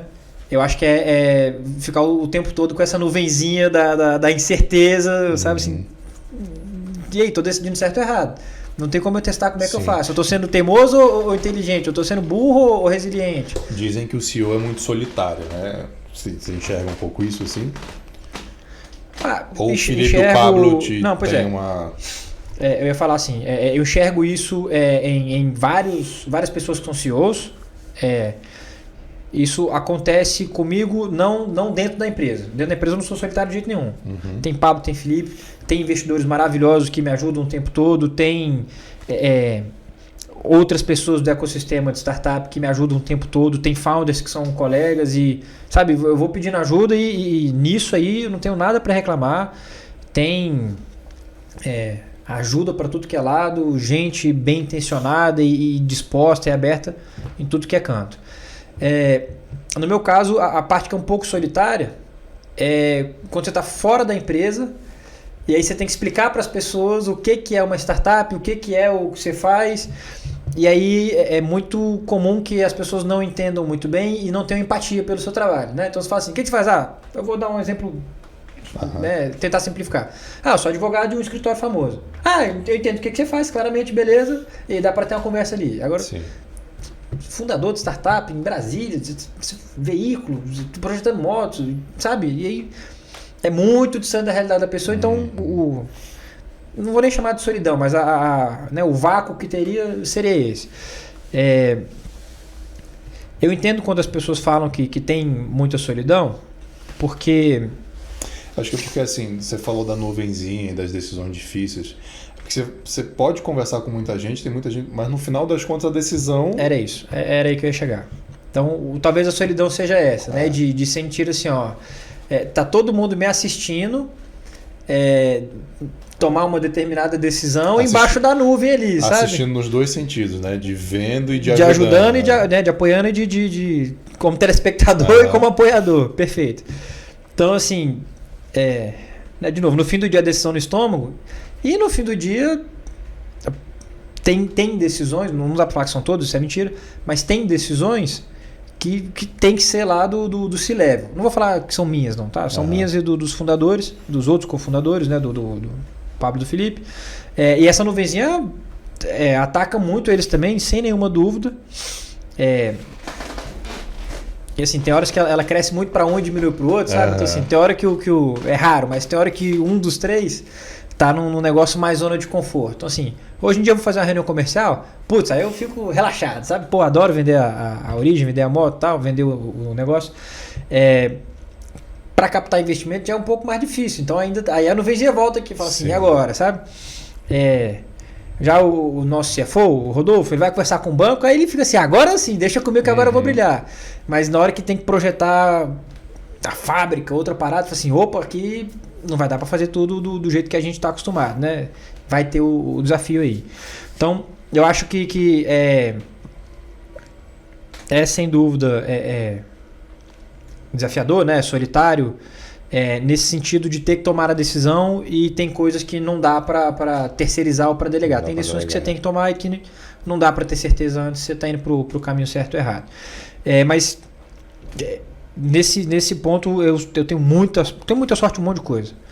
E eu já falei muito e vou repetir, os fundadores da Origem, os outros 2 caras e a equipe que a gente tem, essa turma é muito, muito fantástica, muito competente, muito comprometida e facilita muito o meu trabalho, sabe?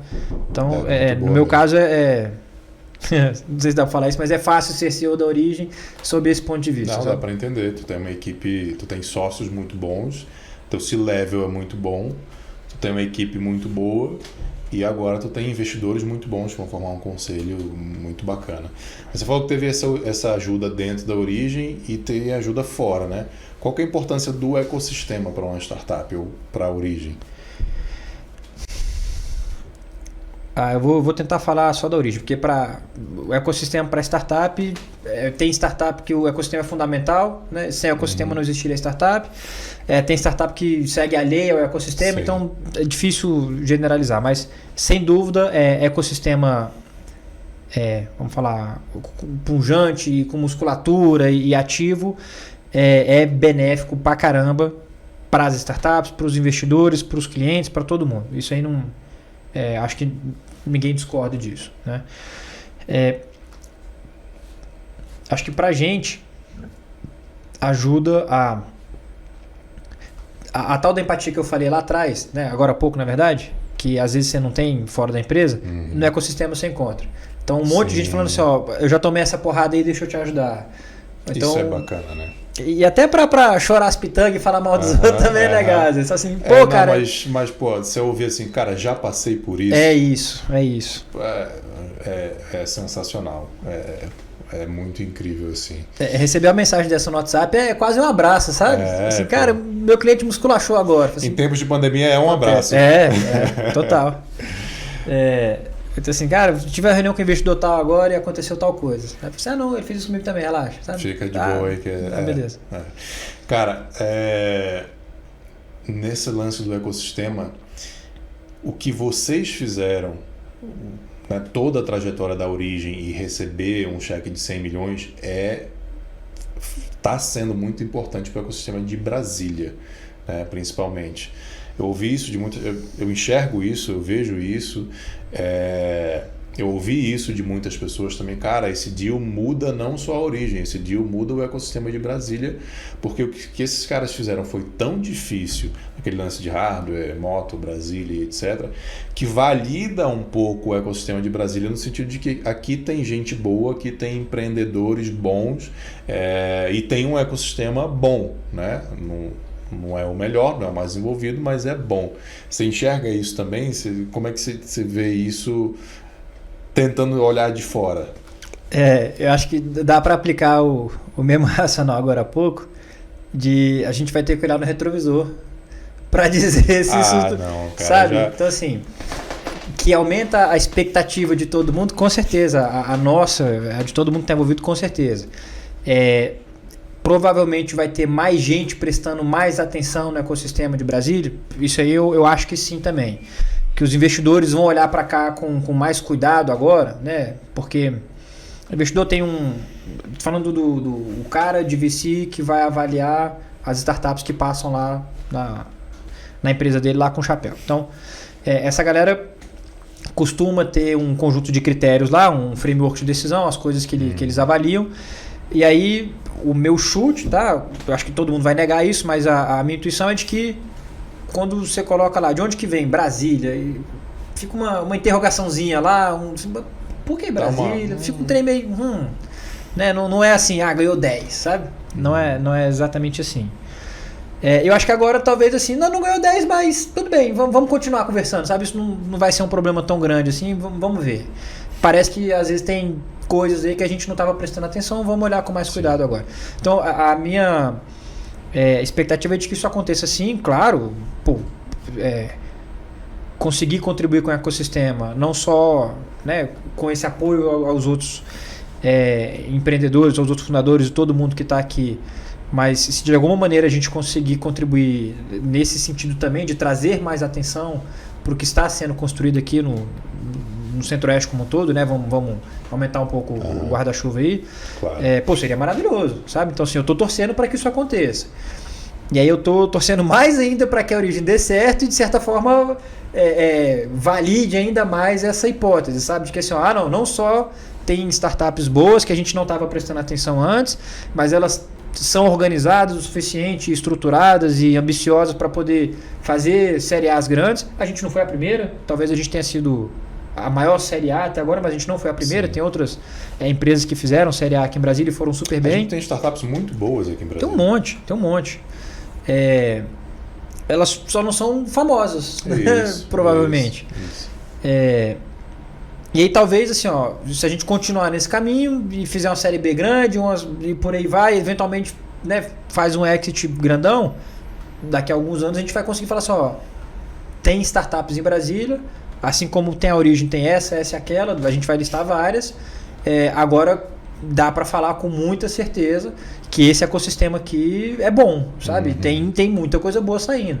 Não tem só gente boa saindo, que gente boa sai de Brasília o tempo todo, sim, né? Sim. Acho que qualquer cidade, na verdade, mas, tanto de gente boa, amigas minhas, amigos meus, colegas de trabalho, que saíram daqui e foram trabalhar em tudo quanto é quanto, até entristece um pouco, sabe? Sim, gente boa que a gente perde para outros lugares. Cara, eu não sou de Brasília, mas eu me considero manauara brasiliense, né? Eu já tenho mais tempo de Brasília do que tempo de Manaus. Me dá muita tristeza.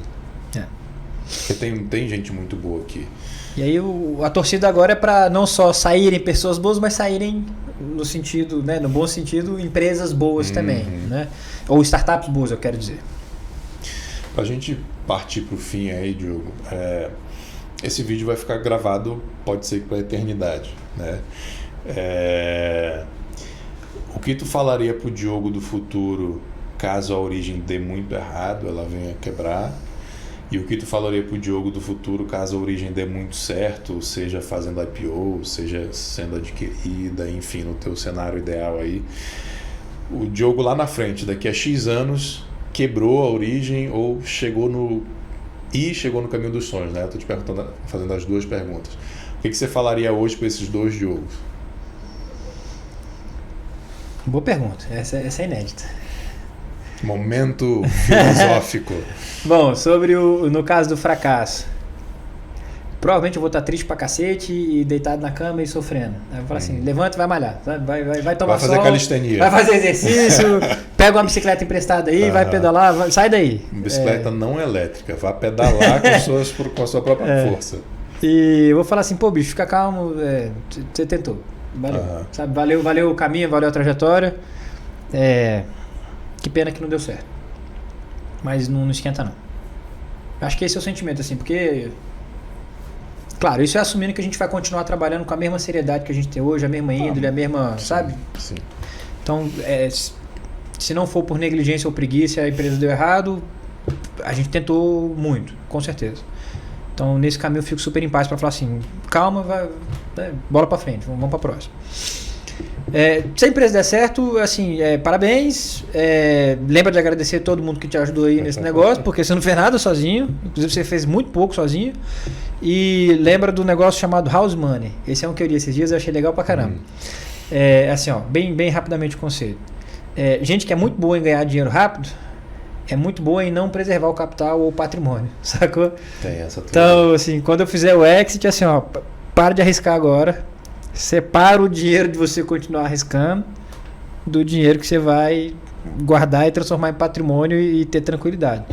Porque até agora não teve tranquilidade. Eu espero que depois de um exit de sucesso eu tenha bastante. Né? Esse é o cenário ideal, exit... Se você, eu tô levando exit IPO, vamos lá, assim, esse seria o cenário ideal. Não vou nem me arriscar a chutar. Eu falei exit só assim, ó, termo genérico para o sucesso, o mais amplo possível, representado, qualquer que seja o caminho, lá na frente deu certo. O que significa dar certo? Sei lá. Então, eu não sei. O cenário ideal é assim, a empresa crescer bem e os clientes ficarem satisfeitos e a gente conseguir desenvolver um monte de tecnologia legal pra caramba, ajudar o ecossistema aí não só de startups, mas de mobilidade, né, como um todo no Brasil, a ir logo para energia limpa e renovável, sabe? Então, eu acho que sucesso seria isso, continuar no jogo da mobilidade e contribuindo de alguma maneira. Acho que é isso. Então tu falaria para esse eu do futuro agradecer a todo mundo e fica tranquilo aí com essa grana, dá uma segurada agora. Beleza. Não para ser medroso, mas lembra do negócio chamado House Money, que você leu lá em 2021 sobre esse negócio, lembra desse efeito aí. Depois só isso. Eu vou pesquisar mais sobre House Money. Vamos pro momento fuck up. Qual foi a pior decisão que você tomou na origem? Ou na trajetória empresarial como um todo, mas acho que na origem fica mais bacana. Difícil demais. Um dia desses, né, inclusive conversando contigo, a gente falou a decisão mais difícil. É mais difícil, né? Ter começado a origem foi sem dúvida a decisão mais cabeluda de todos, porque é o que representa todo esse caminho que a gente está vivendo até agora. Então, como eu falei antes, eu não me arrependo dela e tal. Né, sou muito grato em ter começado junto com a galera, com a equipe toda, todo mundo. Mas essa, sem dúvida, foi a que teve o maior impacto, o maior compromisso e o maior conjunto de coisas que vem junto com ela, né, com a decisão. Sobre o maior erro que a gente cometeu na origem, essa eu não gosto muito de responder assim pelo seguinte. A história lá do gut feeling, né, de você decidir na intuição, ela quer dizer que você não tem como testar antes. Tinha parâmetros, você não tem como garantir. Isso para o engenheiro deve ser horroroso. É horroroso. E aí, para o economista, para o advogado é fácil, mas para o engenheiro deve ser horroroso. Não, eu até consegui aprender a falar assim, não vai dar para tomar a decisão medindo lá o negócio antes, mas vai assim mesmo e confia, sacou? Mas aí o que dá tranquilidade é assim, ó, se der errado, a gente conserta depois, sabe? Então, se você... O importante é decidir alguma coisa. Decidir errado, tal. O importante é tomar decisões arriscadas, mas evitando coisas irreversíveis, né? E então, não ficar na inércia também, né? Não ficar só na inércia também. Então, reavaliar o tempo todo, onde você está se metendo e tal. Então, por que eu não gosto muito da palavra erro nesse sentido? Porque você errar quando você não tinha certeza do negócio que está fazendo, é natural. Você tem que se colocar nessa situação para você errar e para você corrigir. Então, eu diria que a gente cometeu algum grande erro, ou se a gente foi negligente, ou se a gente foi preguiçoso, ou se a gente foi teimoso em não perceber que errou e corrigiu. E graças ao trabalho da galera e atenção e dedicação, a gente não fez uma dessas ainda, sabe? Não teve uma cagada e falou assim, ó, porra, Saulo, aconteceu uma parada lá em 2019, e aí em 2020 eu não arrumei, 2021 eu não arrumei, e agora eu vou pagar o preço, sabe? Então, assim, esse grande fuck up, essa grande negligência, essa grande resiliência que vai virar teimosia, ainda tá para chegar, sabe? A primeira grande cagada ainda não chegou. Diogo, brigadão, cara, pela aí já, sei lá, quase 2 horas de bate-papo, muito aprendizado. Quando eu tive a ideia do Doutor Startup Cast, teu nome já veio à cabeça imediatamente, a galera pedindo também. Então, obrigado demais, desejo muito sucesso para ti, para a Origem. Vou te dar as palavras finais, mas já vou me despedir aqui da audiência também. Galera, o que vocês acharam desse bate-papo? Comenta aqui embaixo. Quem que vocês querem que eu convide para os próximos bate-papos? E lembra de curtir, de se inscrever no canal, de compartilhar esse vídeo. Diogão, obrigado. Valeu. Bom, como palavras finais, só agradecer. A gente já fez uma chamada antes, né? Uma live uma vez, foi super legal, o momento era outro, muito diferente.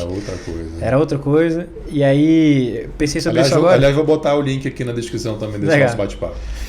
A outra lá era mais temática, né? Teve a participação do Furlan, grande amigo nosso, falando em startups excelentes de Brasília. Tá aí mais uma. Configure. Então, eu não tinha pensado nisso antes, mas o quanto mudou. O quanto você mudou, o quanto eu mudei, o quanto a gente mudou desde aquela chamada para agora. Então, acho que eu vou rever esse vídeo quando eu chegar em casa hoje. O sentimento é, mais uma vez, agradecer. Você pessoalmente, pelo trabalho que você faz junto com a gente, pelo trabalho que você faz pelo ecossistema de Brasília, pelo trabalho que você faz pelo ecossistema de startups como um todo, especificamente dentro aí do segmento de Law Tax ou Legal Tax ou direito para startups. Para muita gente essas coisas ainda estão muito distantes, né? Você pensa em direitos... juiz, advogado, magistrado, escritório de madeira com várias camadas lá de secretário, estagiário do estagiário, esse tipo de coisa. E aí, claramente, você está no caminho para disruptar isso aí. Estou fazendo meu MVP também. Maravilha. Tô fazendo meu market fit, vamos ver se vai dar certo. Então, já está dando certo. Né? Isso aqui é um resultado maravilhoso, com certeza. Então, obrigado e parabéns. Obrigado, meu irmão. Valeu, galera. Um abraço, até a próxima. Valeu. Valeu.